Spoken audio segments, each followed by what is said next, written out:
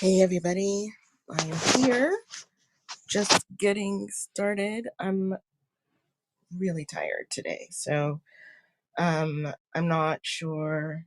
I'm I'm tired in a way that I can't even explain.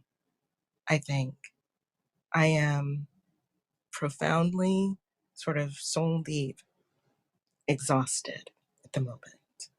Um so today it felt important to have this conversation about friendship, and I'm having it because it's part. This is going to be part story time, part podcast. Um, over the weekend, I, I think probably the final nails were tapped into the coffin of a friendship that I've had for half a decade, over half a decade. Um, this is how to do better. The "Do you really have black friends" edition. I think I'm trying to figure if I should start with the story or start with my own history. Mm.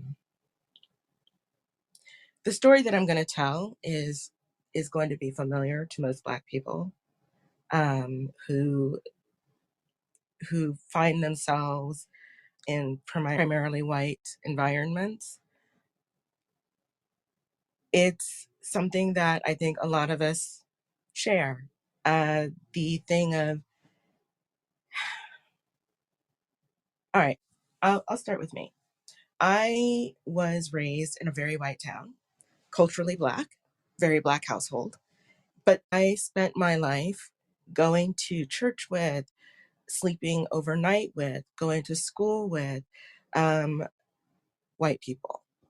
So, as far as getting to know kind of like different kinds of white people in different areas and stratospheres of life, from billionaires to people who have absolutely nothing, um, I have run the gamut, been in their homes, taken care of their kids, slept at their homes, all that kind of stuff. And so for me, I guess I think I came to a place where I realized that I felt as if my friendships weren't that close, weren't that connected. Like I was aware. I have this thing in me, like I love people. I feel like when it comes to my friends, I absolutely love them more than they love me. I'm like a puppy. Emotionally, I'm a bit like a puppy. I love you and I'm all about you and I accept you for who you are, the way you are. You never need to be different for me. That's me, right? That's the kind of friend I am. And that's how I conduct friendship. That's just the way it is for me. But I was still aware that in spite of my natural way of moving through relationship with people,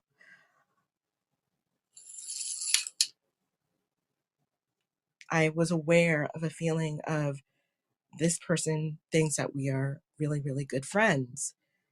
And we are, in the fact that I'm a very good friend to them, but they don't feel like my close friend.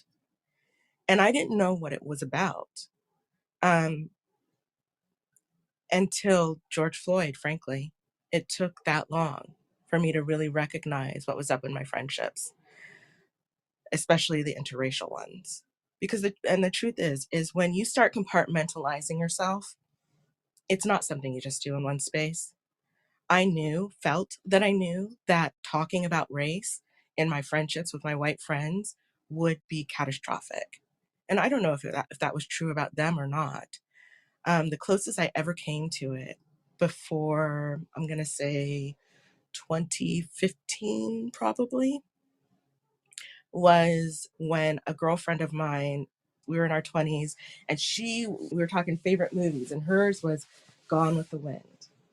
And she thought I should watch that movie, which I had not seen. And I'm an old movie buff. Like, I have seen movies that you've never heard of. And I kept hesitating. I would avoid the subject. And finally, I said to her that I would see it. And I watched the movie, was left entirely cold by it. When she asked me about it, I said, um, I may not have the same perspective about this time period as you do. And she said, oh, I didn't even think of that. And that probably was the closest that I came before 2015 to having racial conversations of any variety with my white friends. My Black friends, my friends of color, we go there a lot. It's not a big deal. After 2020, though, I made a decision that if I was going to have a close friendship with anyone, a significant friendship with anyone, I would be talking about race. I would be talking about my Blackness. I would be talking the good, the bad, the funny, the hilarious, the tragic. And let me tell you, a lot of people left my life very quickly. In very quick succession. I will say that I probably lost, let me think, one, two, three, four, six friends in less than a year. And I'm not, most of the friends that I have, I've had at least 10 years. So, though, I decided to enter into a long distance relationship because I think I've told you guys before that I've been living the COVID life for a really long time because I have disabilities. So my friends live in my computer for the most part. I have to say that I am a little bit at a loss. My brain still cannot process how quickly and easily my quote friends abandoned our friendship. People that I've cried with, people that I've held while they cried, people I've hung out on the phone with while they took care of their sick mother who was dying, people that I've confided in who just like that were gone. And it's something I never could really understand. I'm a little bit at a loss now. I feel like I understand what happened. I just don't think I understand why it was necessary. So this weekend, it happened again with someone I've known, as I said, for over half a decade. He wanted we had a kind of casual friendship, sort of casual slash flirty friendship. And he wanted to change that into a relationship. And I'd been curious about him. I admit it. I'd been curious. And I really felt that there was the rock solid foundation of appreciation for the humanity of each other, like each of us was as a person. I always felt with him that he really appreciated me as a human. And I really appreciated him and his qualities as a human. So I thought, hey, let's give this a go and see what happens. So we did. And within days of injecting a romantic component, I started to feel like a space alien. Like some creature with weird, unrelatable practices that, cautious questioning could uncover.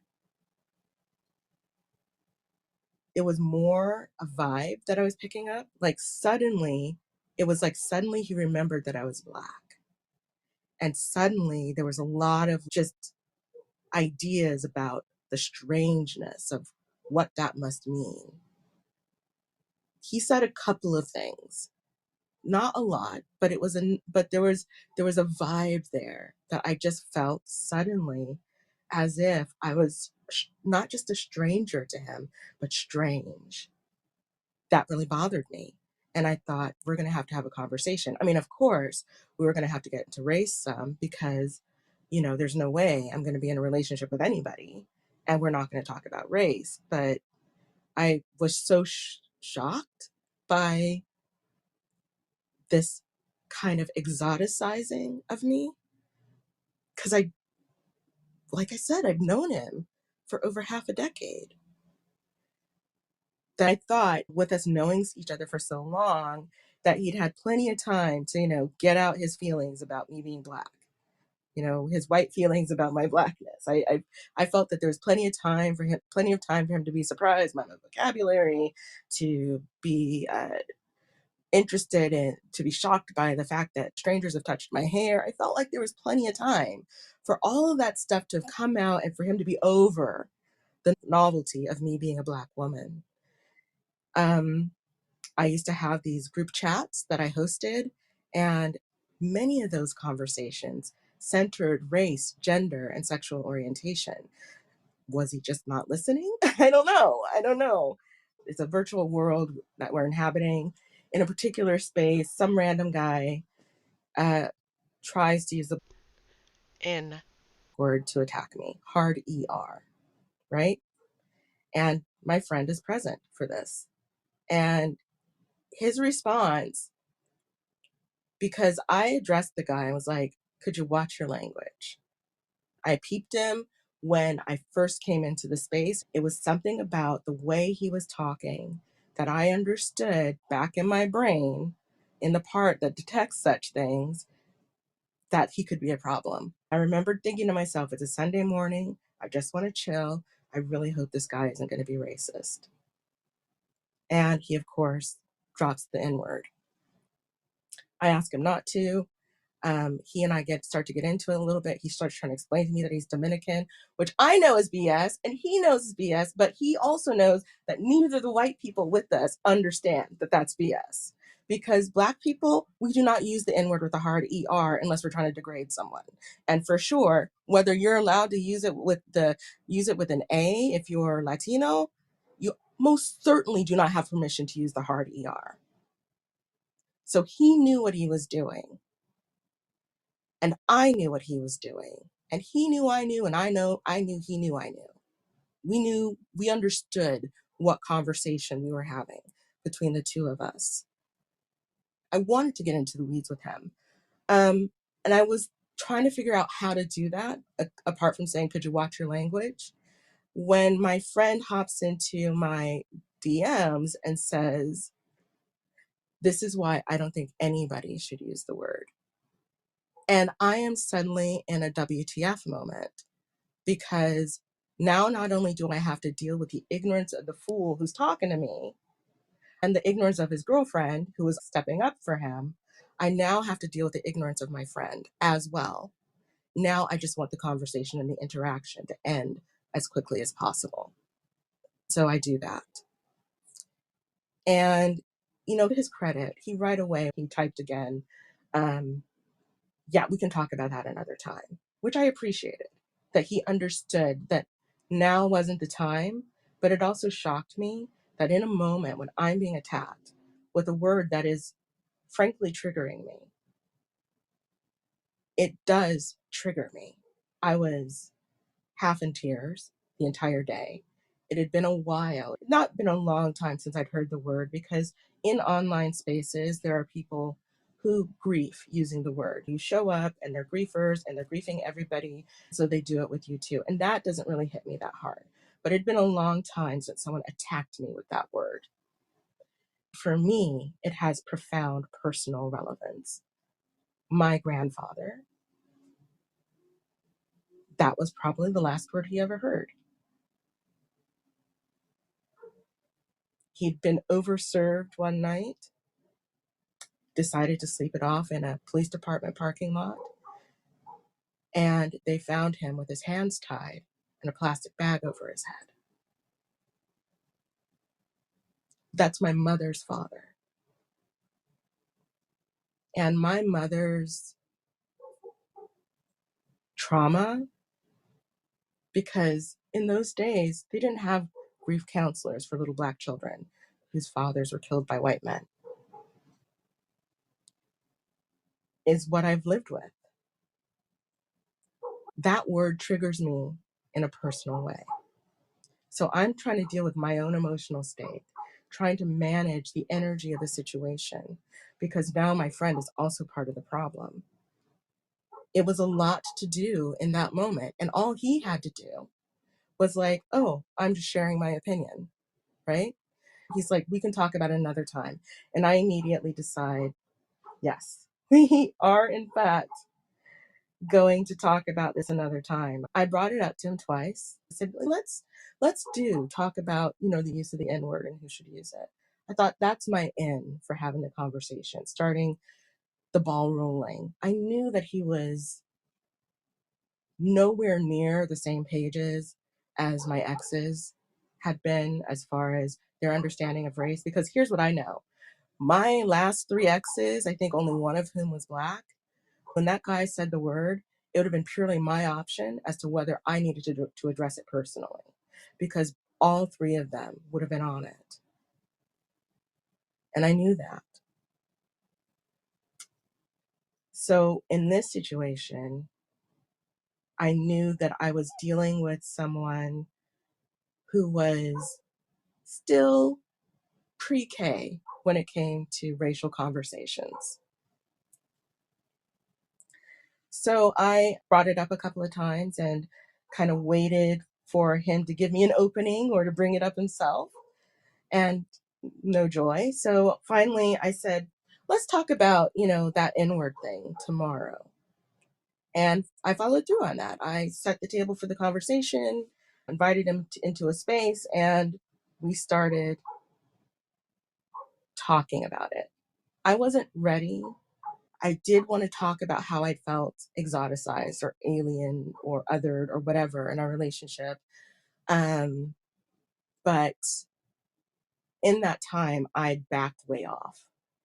And I don't understand how he didn't recognize that things were not okay because I backed so far off that he must have felt the draft, but he pretended not to recognize it, I guess. I'm saying pretended, maybe he really didn't, whatever. So I needed to have an understanding. I wasn't feeling safe enough to come to him and say, look, there are times when in our interactions, there's just something about the way we're interacting where I feel like my being Black is a brand new toy for you to figure out at your own pace without my involvement. I'm feeling uncomfortable with that. And I'm feeling let down by the way you didn't show up for me in that conversation where the guy used the N word.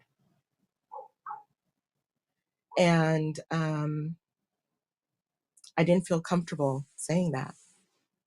It would have been too hurtful if, when I brought those very personal hurts up, he'd shown up badly. So first I thought we'll have the conversation about the N word and see where that goes and see how that goes.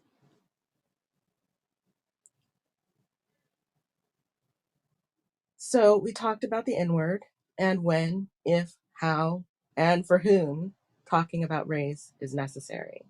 He was very much of the opinion that it isn't necessary to discuss unless you want to. And if you don't want to, then you shouldn't have to discuss it, and that's fine.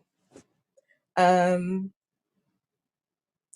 Obviously, I was not in that camp. He mentioned having friends of all races, and I said, but do you really? He reminded me that he'd been in a long distance relationship, another long distance relationship with an African American woman who was living in Europe. And I said something which I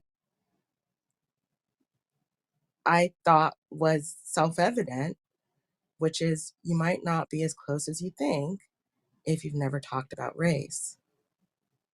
He really took offense to that. Whew, boy, did he ever take offense. Tried to explain it. I tried to explain my own background, how for me, it wasn't, this isn't an indictment of you as a person. Sometimes people don't talk about race with their friends for all kinds of reasons. For me, I just thought it was my problem to deal with. I will deal with it. There's a weird thing that happens to you when you grow up in white spaces and you're a Black child, especially if you are dark skinned, which I am.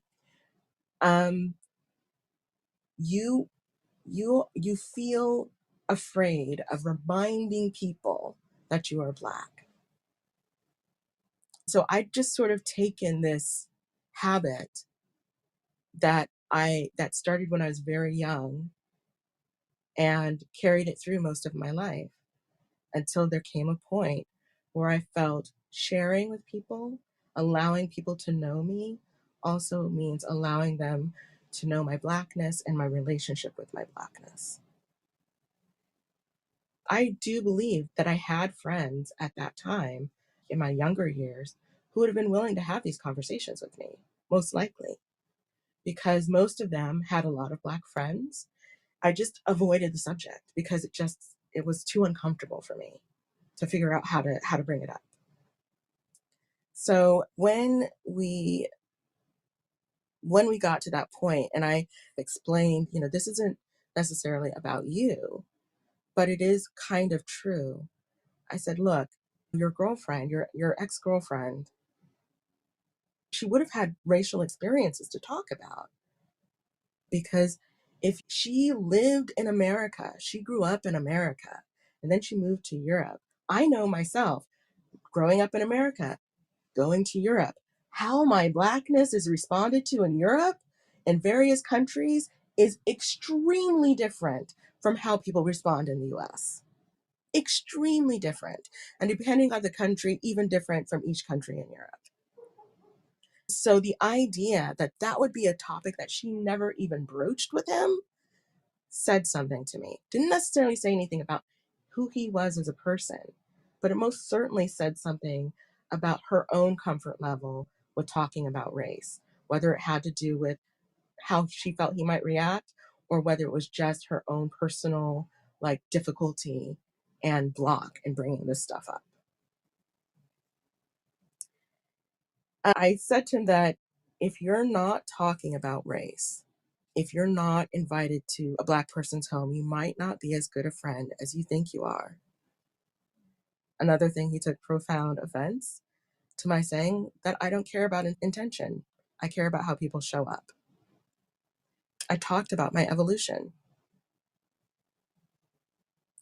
And when I think about the generosity I brought to the conversation, I'm still, I'm shocked and confused by how badly it went, how badly these conversations in my experience have gone. I told him that I don't judge him for not getting it. As far as I was concerned, we never needed to discuss race again once I understood where he stood. I still feel like he's a great person with what I imagine to be a very complicated life.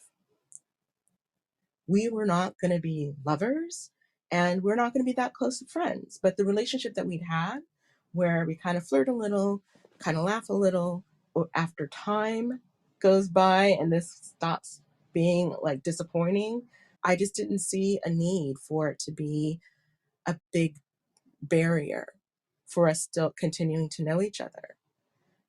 I feel like as awful as the world is, as many urgent, essential problems there are to care about, individuals have limited bandwidth. We can't care about all the things all the time. There are things we have to choose not to engage with. We just do because we do not have the energy, we do not have the strength, we just don't have it. If what one of the things that you're choosing to throw overboard as far as being concerned about are black white relationships or black white relations or black people's concerns, that is absolutely a valid choice to make. I don't agree with it. I, as a black person, it would be very difficult for me to agree with it. but I understand it and I don't judge you for it. So I said all of this. And it wasn't until once we had that conversation, and then he became icy, really cold the following week and a half or so. I asked if we could talk again. We did. And by that time, I'd gotten enough emotional distance where I could talk about the things that were like pressing, that had been really disappointing to me personally in his actual behavior. So we had that awful conversation. It went very badly. I finally realized that even though I'd been holding so much space for him and he'd been so angry and accusatory and not holding any space at all for me, I realized that he wasn't angry, disappointed, or fighting with me. It was the reality of who he was that he had the most heat for. There are ways that he liked to think of himself. He liked to think of himself as an easy to talk to person, as a person who's open to people and curious about their condition. What I did in having that conversation with him was show him that he fell short in a number of those areas. Truth was, I was also telling him, you can't have a relationship with me, not the kind you want, because you're not the person I need you to be. You're not even the person you say you are. That's what he heard every time I opened my mouth.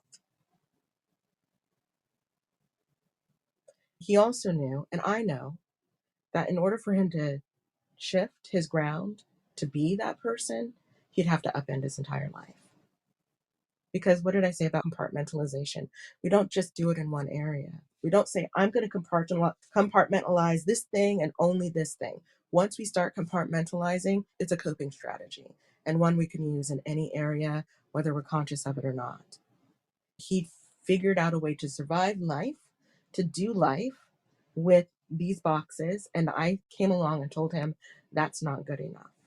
That wasn't my intention. My intention was only to say, hey, look, I need to know where you are on these issues so that I can know where I need to be with you. And if you're not where I need you to be in order to have a certain kind of relationship, it's fine. We can just go back to the relationship we always had. To me, that's all I was saying. But to him, to him, he blamed me instead of engaging with the fact that he didn't like the reflection in the mirror that I was holding up to him. So I was saying, the things that I was saying were in bad faith, designed to be divisive and provocative. I don't care that much about intentions. And if I'm not talking to you about race, we aren't that close. Two true things. Those in his mind designed to be divisive and provocative and said in bad faith. To me, these are simple facts of my culture. And in trying to explain to him, these are simple facts of my culture, he did what way too many of y'all do. He asked a Black friend at work. And I said, sure, you're always going to be able to find a Black person who will agree with you. You will always have that because, the person, he says, I just want to ask you this. I have this question about, do you need to talk about Black people, about Blackness in order to be friends with white people? His friend was like, what did you do? He didn't tell his friend what he did, which I found interesting. I said, that's great. Yeah, you can always find a Black person who'll agree with you. I'm telling you about the conversations with multiple Black people I'm having. I have seen content creators, my own feelings, my own lived experience and understanding of like my own relationship with white friends and how and why and when and if I started talking to them about race.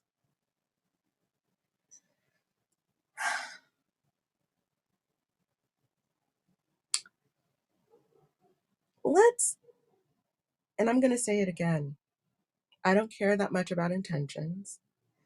And if I'm not talking to you about race, we aren't close. And let's talk about why that might be. And at this point, I am happy if there's people in the audience who would like to come up and either share experiences or ask questions or argue with me. I the floor is open for any and all of that. So please feel free to join in if you'd like. I'm going to talk a little about why intention isn't that important. And I said this to him during the conversation in a moment of frustration. I said, the only way I can be friends with white people is for intention not to matter. Here's why I say that. Because in that moment, when that guy was using the N-word to attack me, I knew that when my friend said what he did, when he said, this is why I think nobody should use the word, I didn't question his intent. I didn't question that he was a good person. I didn't question whether or not he cared about me. I didn't question any of those things. What I understood was that he had a lack of knowledge. So that is how he showed up. So I needed, in order to even continue liking him, to separate his intention from his actions. So that's one thing. We have someone waiting to talk. Dr. Robert James Goodman, please do come up. Hello. Hello, Dr. Robert. Welcome to the conversation. How are you doing? Oh, good. No, I've been on this here app from where they invited me to be a beta. So I've been on here over a little over a year. Wrote a book. No, and truthfully, the name of the book is "Unaware of Your Awareness." I know, and it's the point of I found out that I was dyslexic in the fifth grade. I know, and I didn't let that stop me. The little story about being in the sixth grade, fifth grade, our teacher asked us to memorize the 50 states and learn to spell them. She asked me to go to the blackboard and spell Mississippi. I could not spell that word forward, but what I did is walk to the other side of the blackboard and I spelled the word backwards. She said, James, you are dyslexic and that's unique. So after that, I went to the library, looked up the word, and it says it's different areas of the brain that processes language. So since I knew that, I challenged myself and also flashed on, oh, that's why I can say the alphabet's backwards quicker than I can say I'm forward. Okay, well, Dr. Robert, thank you for that. We are talking about Black and white friendships and how to, some of the Uh, complications therein. yes, okay. And the point of that is that Black and white friendship is my grandfather was white on my mother's side, but not only that, he was part of the Ku Klux Klan. My father on my father's side, grandfather, he was black. He's from Africa. So, but coming up, I didn't let that stop me from whether being with the white peoples or being with the black peoples. I was learning to be who I am, and that was the difference between blacks and white for me. I didn't choose no race. I choose me.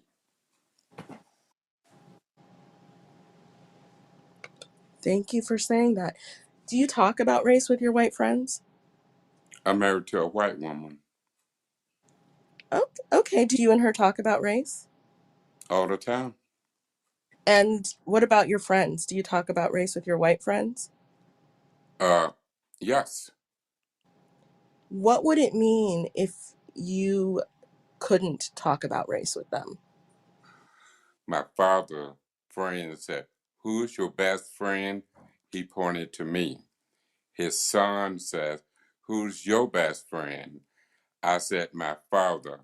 He said, "I thought you was going to say me." I said, "Well, you my best associate." No, so it's like that. Uh, it's the level of dignity and responsibility for yourself, not no one else.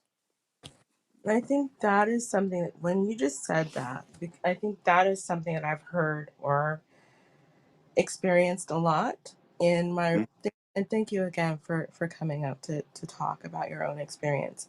That thing, that moment of, I cannot tell you the number of times with my white friends, especially those that I don't talk about race with, or I don't talk about my blackness, or I don't talk about anything that touches on race.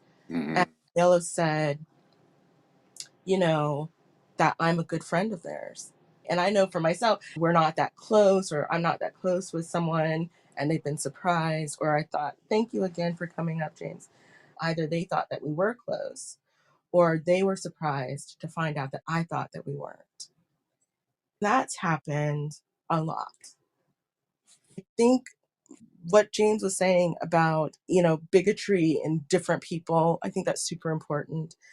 But the thing that I'm locking in on right now is that for him, at least, he talks about race with his friends, with his wife. Race is a topic of discussion. It's not off limits. It is, if you have Black friends and they are not talking to you about race, the likelihood is you are not as close as you think you are. That is because what happens to me in the course of a day, things that I experience, things that I look at that bring me a kind of Black joy, that is like, Black joy is different joy. It's a different kind of joy. If I'm not sharing that with you, I am not sharing with you a deep, extremely connected, and ubiquitous within myself part of who I am. And how can we be really friends if I don't share those things? Another way of knowing that you're not really friends with a Black person is if they've never invited you to their home. If they've never invited you, because we don't tend to. I'm not going to say, if this is not, of course, you're not a monolith, different strokes, different folks. But if you've not been invited to a Black person's home and you consider them a good friend, this is a conversation that you might want to open up. There may be reasons for that. Because here's what many of us have experienced. I have one friend in my life. I do not consider a close friend.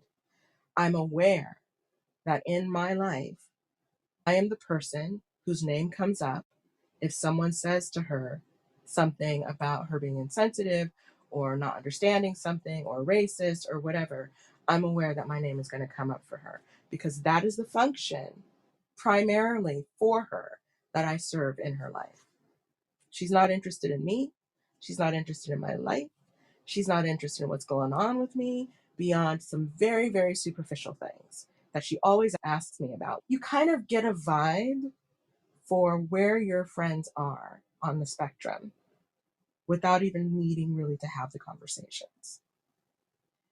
I assumed before I started having these conversations, before like 2020, there are a number of things I assumed. There are people in my life that I felt that I picked up from them a sense that they were uncomfortable with the idea of talking about race, but they were okay with it. It wasn't something that it was just like, not something they're engaged in other things in life. There are other people in my life who I felt would be willing to have certain conversations, but not others. There are other people in my life where I felt like they have some kind of trauma around race and that if we had a conversation about it, that it would get hot. Let me tell you, I was not wrong about a single one of those people. Half a dozen of them, 6 people. I knew exactly what was going to happen. Approach them similar way, each of them, because I believe you have to set the table for these conversations as if you're dealing with someone who is going to panic and freak out on you, because they may in fact panic and freak out on you, and they did in fact, with the exception of one person, panic and freak out on me. I started with the person that I thought it would be easiest, and it was in fact the easiest conversation I had. Thought I might build on success. It didn't quite work that way because the ones that I sensed would be complicated were complicated. We are living in, oops, mic bump. We are living in a hostile environment. If you're a Black person in primarily white spaces, your environment is hostile. That is, you're aware there's lots of microaggressions that happen, there are aggressions that happen, there's well-meaning dialogue and questions that are just offensive or invasive that are asked, or topics that are spoken about. You just are aware that you need to have your guard up in certain ways. You need to be aware of who's around you and how they behave, so you pick up on so much, you get to know so much. The other thing that you're really aware of is that while you know a ton, a crap ton about white people, they often know very, very little about Black people and even less about you, and are fine with knowing nothing about you because you are their Black friend. You are the person they're thinking of when they say, I have Black friends. And that's enough for them.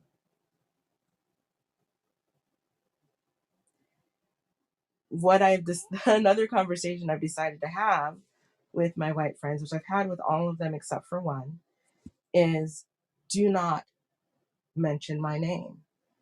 If someone comes to you and has smoke for you with how you're behaving, how you've handled a situation, how you've shown up, do not mention me, because I am irrelevant to that conversation. Just because you're not problematic for me in this moment, in this situation, in this context, doesn't mean that I can vouch for how you're going to behave in other contexts with other people in other situations. So you might be problematic there. We are all problematic. I myself am quite a problematic person. But what people who want to have interracial friendships have to get on board for is embracing the fact that they're problematic and being willing to hear when that shows up, and not to take it so personally, because it is not personal to you. If you are in a place where you have a Black friend and you look around and the environment is mostly not Black, the person already knows you're problematic. The person probably already has an idea of the ways in which you are problematic, and they do not hold it against you for the most part. I mean, there are people who move all kinds of ways, so let me be fair with that. They might, but I don't know anybody who holds it against white people that they don't know certain things. Because here's what we understand. For the longest time, media has been aimed to comfort, entertain, engage the most racist among us. The goal is not to offend the racist folks. For a long time, that's the way media conducted itself. And we're only now just getting beyond a point where we're in the beginning phases of being okay with offending racists. So yes, we're aware that most of the stuff that you consume is not helpful to learning how to interact with different kinds of people. And if you haven't been practicing interacting with different kinds of people, being curious about them, being empathetic towards them, then probably there are ways you're going to show, even if you have, because there's just like vast amounts to know about other kinds of people. There is just so much. We live in a country of multitudinous cultures, and each culture is in itself a world of its own. Living next to people is not the same thing as knowing them. So if you have Black friends and you're not talking to them about race, I would advise getting brave and asking them, why not? If it matters to you. If it doesn't matter to you, admit to yourself that it doesn't matter and learn to be okay with that. So when one of your Black friends comes to you and says, you're not engaged, you don't take it as if they're telling you that you're a terrible person. They're just telling you that you're disengaged and that they noticed it.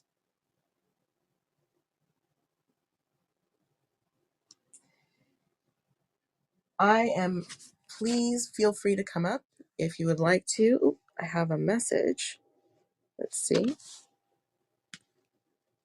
Oh, Robert was saying that he and his wife have been married for 30 years. That's wonderful. If you have questions that you would like to ask, feel free. This is a brave space. This is a place where you can ask questions that you might fear are offensive. I would love to hear from you. And Darlene is here and she is going to join us. And I can't wait to hear what Darlene has to say. Hello, Darlene. Welcome. Can you hear me? I'm fine. Can you I, hear me good? Because I got my earbuds on. Hi. We're only talking about friendship today. We're talking about, We're just talking about, you're talking about associates, and my grandma already told me, you be blessed beyond your wildest dreams if you meet one good friend in your lifetime that got your back, boo. Because everybody ain't got your back. And everybody you claim to be friend ain't your friend. And it's amazing. I'm 64, but there are people that I know who would like to tell me all about how they don't approve of my beliefs. And I'm saying, well, what the hell? What am I supposed to do with your disapproval? Because I'm going to believe what I believe because this is the vision of me through my eyes, and the Lord has blessed me. So I must be doing something right. But if you're struggling, boo, maybe it's you.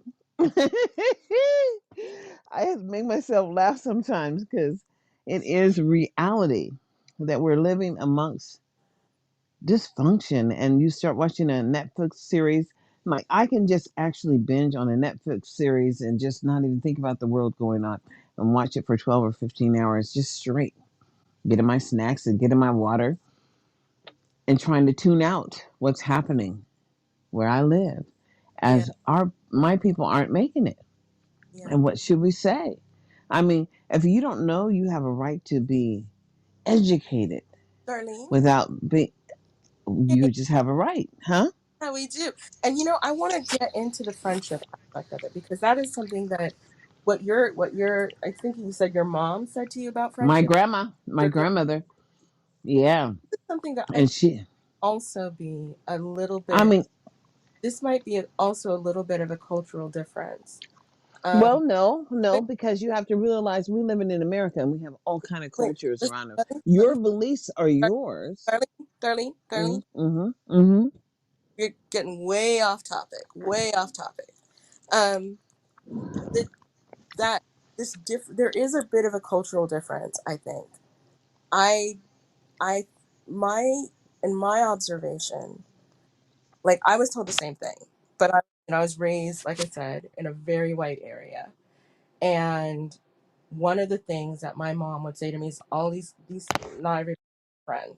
Always And be what now? hmm? You said always to be what? That my mom's had a that not everybody is your friend. That not everybody that you think is your friend is your friend. And she would be very, very clear with me about some of my white friends, honestly. Associates. Mm-hmm. Yeah, and that yes, that was, acquaintances was the word that she would use. But yep, Mm-hmm. exactly. I Uh, use it. It's you have friends and you have acquaintances. And mm-hmm. my sense is that in various parts of white communities that there's a different definition I that don't. I mean, I'm gonna say this because I'm 64. I've met white people and black people, and they're just human beings. But if they ain't got your back and they want you to have their back, it's just something totally different. And you just have to realize that we pay our way as we go along. In some situations, you tolerate simply because you need what's over there. And so you stay as long as you can to get what you need, and then you move on.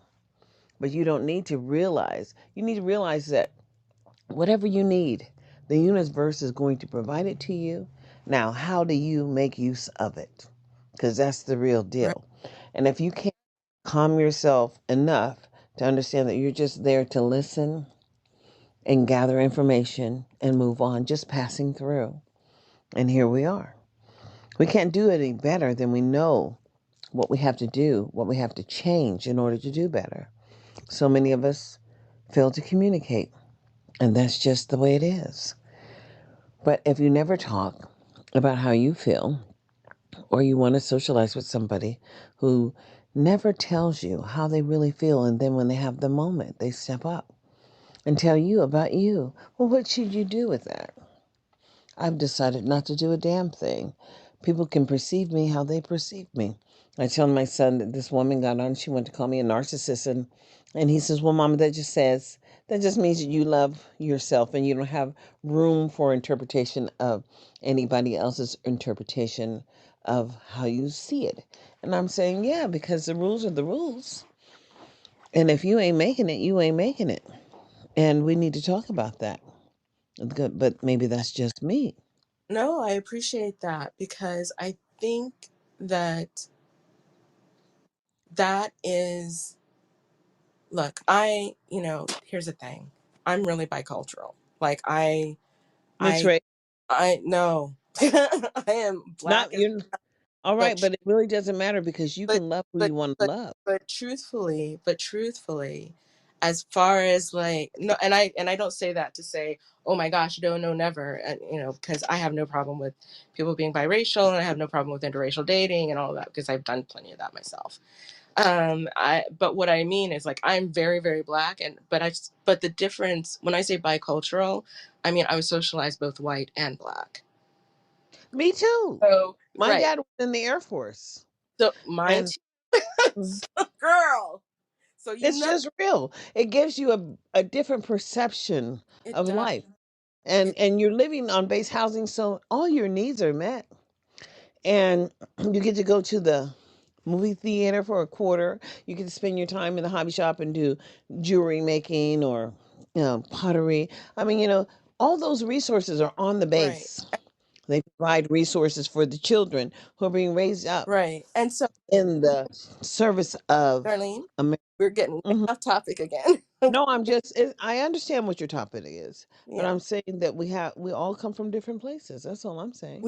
we do, and I think that's one of the things that what I noticed for myself is that being raised in a very black household, I made a lot of assumptions. Like, going forward, I realized that I thought everybody was raised the way I was, that everybody got the same messages about womanhood, about friendship, about love that I did. And Mm, because we were raised in the same town. So that meant I, that we were, so what I've discovered over time is that there are certain messages I got about women, womanhood, and about friendship that are mm, not necessarily the same messages that my peers were getting. That friendship, I realized looking back, for them was a lot more transactional and functional, had to do with who you were next to more so than who you connect with. Does that make sense? I don't understand that one. So, like, you had a friend based on the fact that you went to school with them. I have people that I went to school with, yes, and there are Right, people that I still talk with that I went to school with, but we right. were related in any way, meaning that we didn't socialize, meaning Exactly. I knew them, by sight. But I wasn't in their crowd because my parents didn't have the same amount of money that they did. And you have to just understand that people run in those circles where they believe what they believe. And what can I say? And I Real. that that's one of the things is that I was raised with particular definition of friendship.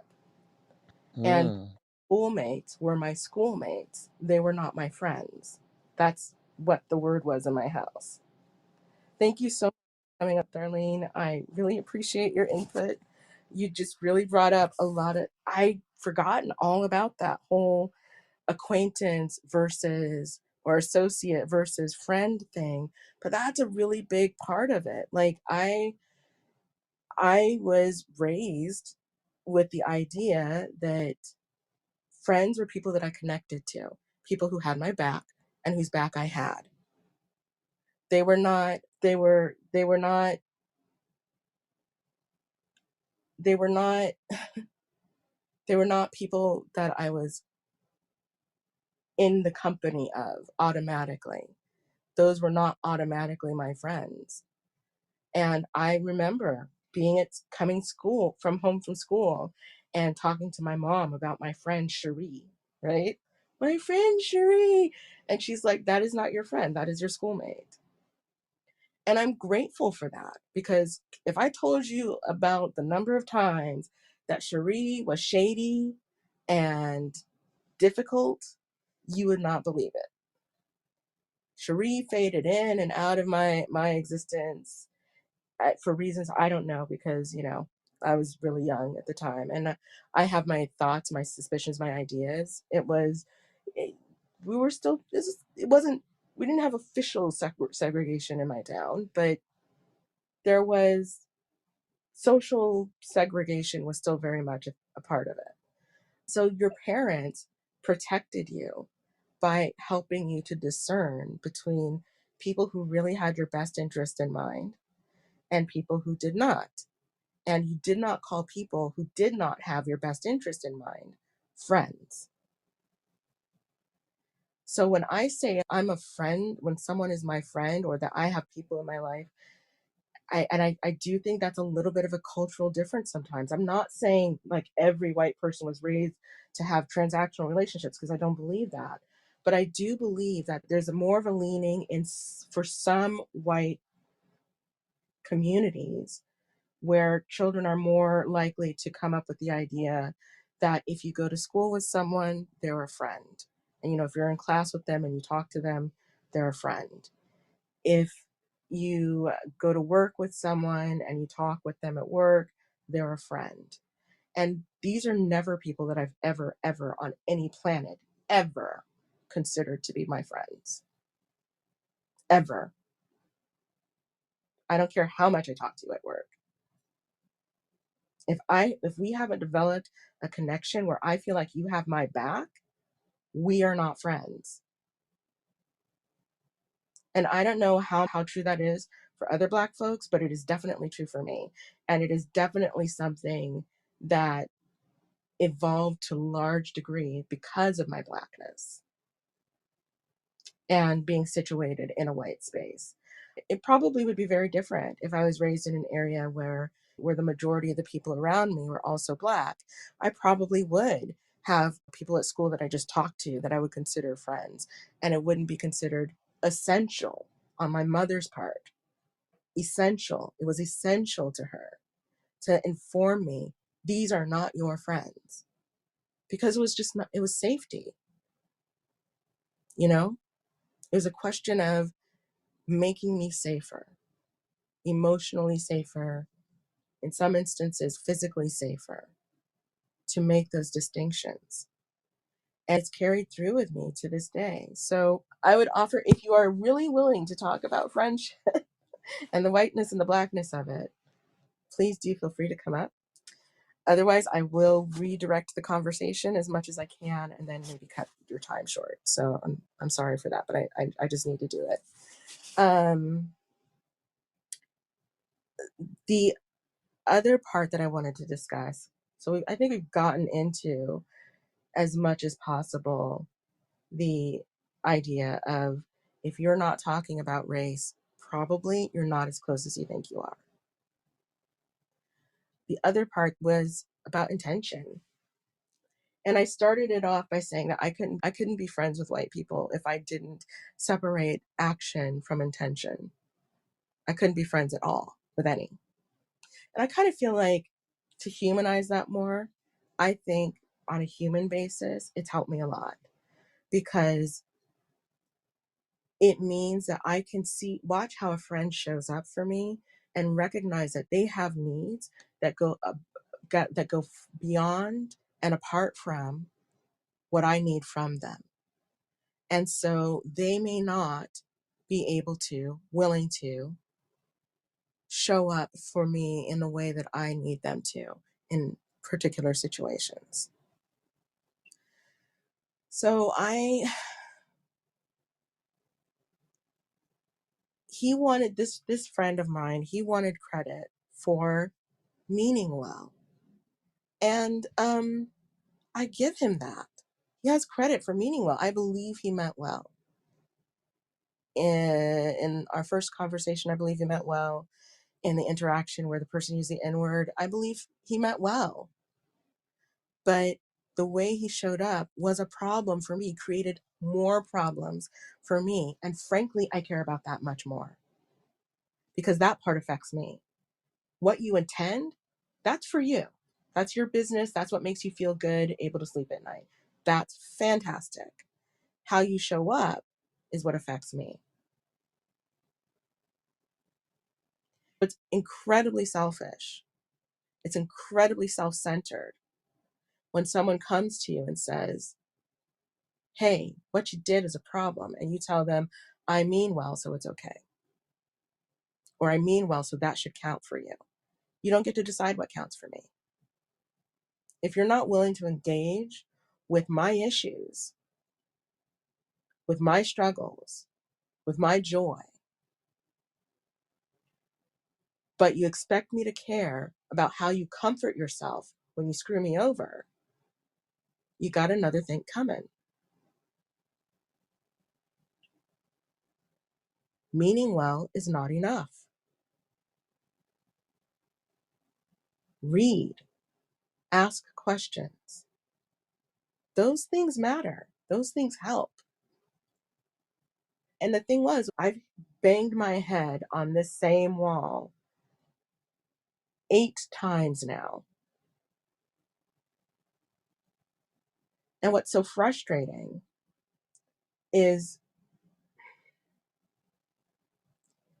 the idea that because what happens when you try to make intention the central piece, the thing that's most important, what happens when you try to make intention the most important thing is you get to ignore the needs of the person you're talking to because you meant well. You get to ignore what they're asking of you because you meant well.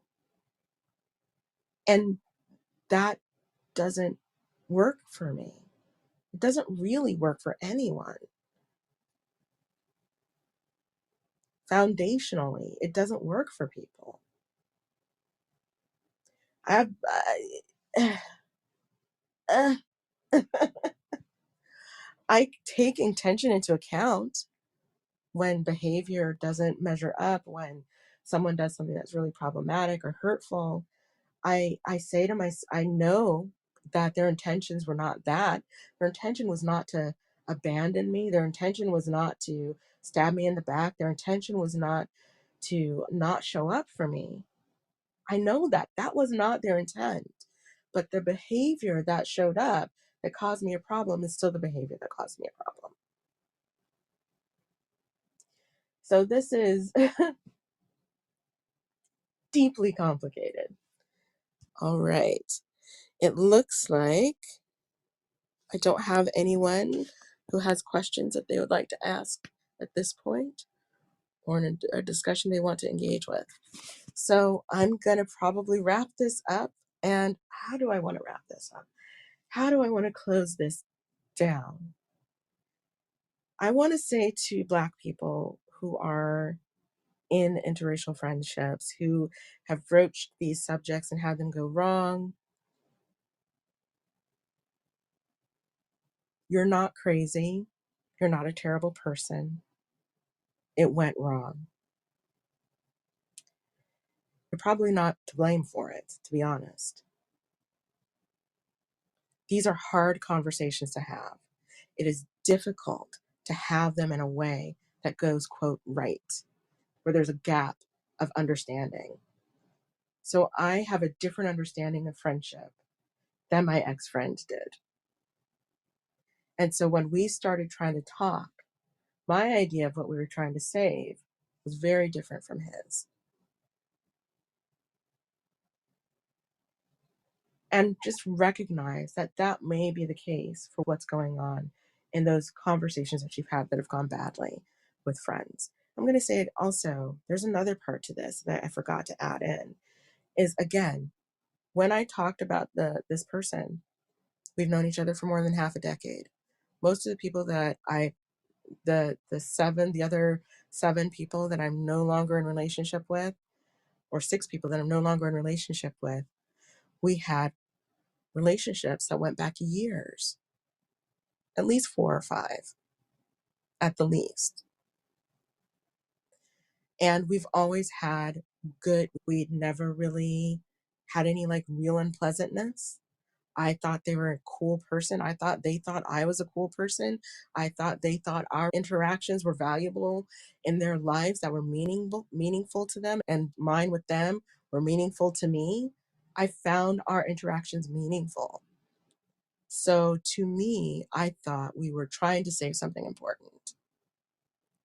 And I think what I've come to realize is that though I felt it was important, for them, it was less important. For them, it's quite possible that I was a couple of stages up from just being the Black friend whose name they call when someone challenges them for being problematic. So for my fellow Black people who have had these experiences where these conversations have gone considerably left, it's not you. It's what happens. There's a panic response that kicks in. There's a freak out that happens. And if you're sitting there listening to the person try to tell you what they hear you saying and not recognizing either the words you said or the intention they're telling you you had, believe me, that is just what the way it goes. Because that person has now come into conflict with themselves and they can no longer hear you. They stopped listening and you haven't done anything wrong. They're fighting with themselves because something about your interactions, something about what you offered them held up a mirror and they didn't like the reflection. And now they're shadowboxing the reflection, but they're actually hitting you. And that is what's happening. You're not crazy. You're not terrible. You didn't do a wrong thing by bringing in the topic up. This is a conflict that that person is in with themselves.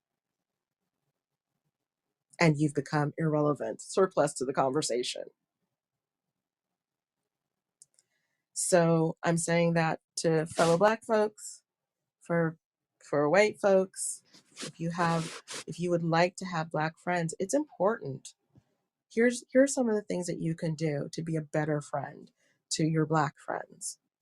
Research. Do some research. Go read articles online. Follow Black Twitter and start to get a vibe, because let me tell you something. If you have a Black friend and you guys have never talked about race, you know nothing about them. This is something I've realized. There's a huge part of them you know nothing about. Join Black Twitter, you will learn how true that is. Because you will see sides of who have Black people who have PhDs, to Black people who have no education at all and street knowledge and the way we interact with each other. And believe me, Black people with PhDs and Black people with street knowledge interact with each other regularly, and there's respect. There's just so much about us that is rich and textured and fascinating and beautiful and hilarious and ridiculous.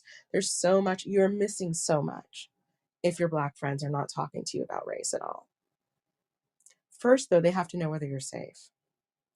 And so here's what I would advise. Ask the question, why don't we talk about race? But before you ask the question, by all means, find Black Twitter, follow some Black folks, read the dialogue that happens. I would say there are a number of Black YouTubers who talk about Black issues in great detail. One of my favorite that I haven't watched in a really long time is called The Grapevine. It's a panel discussion of Black millennials who sit down and talk about stuff in the world. And you can kind of get a sense of some of the current concerns in the community. And all of this helps you get a handle on how we speak.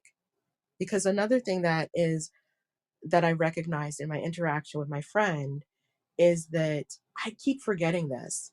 And when I get into a conversation with like this with white people, is that Black people talk to each other very differently. We do real talk. And I know that white people use the term real talk, but I have absolutely no idea what it means. Being able to abandon diplomacy and get to the nitty gritty of the issue in all the ways, with all the methods and all the language that you can use to express your feelings, to express your thoughts, to hash the entire thing out between you. But there's always the understanding that you are still connected, that you were connected at the beginning of the conversation and you will still be connected at the end of it, which is something I think is very hard for a lot of white people to understand, because there comes a point of intensity in conversation where being able to have future conversations is just not on the table. And it takes a lot more effort, a lot more negativity in a conversation for Black people to get there often than it does for white people when they're dealing with each other.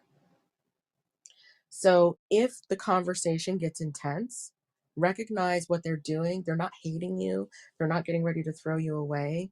The likelihood is they're being really honest with you and they're honoring you because they're assuming that you can handle it. Because there's a way that I know how to talk to white people. There's a way that I talk to white people who I think can't take anything. Well, you've sort of seen some of it. This is my good for all markets delivery of content. Not entirely. I mean, I've added a little spice in there, little edge, but mostly good for all markets. So there's a way that we know that we have to talk with white people about issues when we have an issue. And if we are addressing you as more intensely as we might each other, it says that we think you can handle it. So understand, no, the conversation might not be pleasant. It might be it's going to be extremely uncomfortable, but it's so worth it. Because when I feel safe, I have friends. I remember I have another white friend, and after the inward situation, I called him up and I was like, dude, this is the whitest white man I have ever dated. And I had no question that he understood exactly what I meant and also that I would not offend him. And it also means that when the YouTube short or the TikTok or whatever that clipped from the whichever late night show by whichever Jimmy it was that was playing Password with Yvette Nicole Brown and Keke Palmer went around. I sent that to him because it was hilarious. It was so funny, and it was a quintessentially Black moment. And I sent it to him, and I knew that he would appreciate it, and he did. And you could be that person, but first you have to be willing to show up. First you have to be willing to hear the things that are hard to hear without taking them personally. The trick there is to listen slowly. If you need things to pause while you have your response, your reaction, to just say, hey, hold up a minute. I just need to let me just process what you just said. And now let me ask you, is this what you meant by saying that? If you think that they meant something bad about you as a person, slow, slow the process of listening down so that you have space to really process what is actually being said instead of what panic is telling you they might be saying. Read some books or listen to some books. The names and the titles are out there. I personally, as far as I always give people YouTubers to follow because I find there's something about having a Black person talking to you about these things. T1J is another person I like to follow. There's T Noir, so that's Teenoir. She's another person that I listen to a lot. Who talks a lot about. She gives pop culture commentary through a cultural lens. Um, FD Signifier, I think I mentioned. He talks a lot about masculinity and where it intersects with Blackness. There are a lot of people that you can, so start there and do your homework so that you're not quite so unprepared for the unusual conversation that you're about to have with your Black friend, if in fact you do decide to talk with them about race. And if you're deciding right now, nah, no, no, no, I cannot, there's nothing in me that is able, there's nothing in me that is able to broach that topic with my Black friend. Do the research anyway. Do the research anyway, because one day there may come a time when you do something or say something that your Black friend feels the need to address with you. And you want to be able to show up in a way that doesn't blow up the friendship if you value it. You want to be able to show up in a way that doesn't blow up the friendship if you value it. So do some research, you know, do some reading. Watch some YouTubers. Follow Black Twitter. What else? I think that's pretty much my entire what I had to say. I feel like there's something else that I'm missing that's super important. Eh, I might do it. I might do a part two. So please, if you please do follow me, and for more content, check out my social media. I think I have a link to one of my social media or some of my social media. And if you have questions, baby doll, please utilize wisdom. Ask me all the questions. I want all the questions. If you're too nervous to send it to me in chat or to come up and talk to me, just, go ahead and send me a question. It could be anonymous if you prefer. Absolutely fine. And I will answer it. Okay? And I appreciate your questions because I think that's like one of the things, the fear of asking questions. You guys, we've got to get over that. We've got to get beyond the fear of asking hard questions. So, buckle your courage to a sticking point and ask away. So this is it for me tonight. Thank you all for showing up, for listening, for sticking around. I appreciate it tremendously. I hope I've said something that's been useful or helpful or enlightening. And I think that's where we're going to end things for the night. Take care of yourselves, take care of each other. Remember that, you know what? Being a good person doesn't hinge on what we know. It hinges on the willingness to empathize and be curious. I think that's much more important than whether we know specific things. So if we're willing to empathize with others, if we're willing to go a little out of our way for others, we're still good people.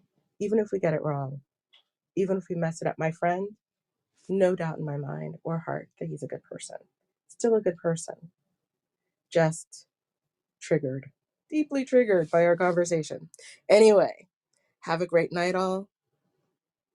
I wish you well. Maya is out.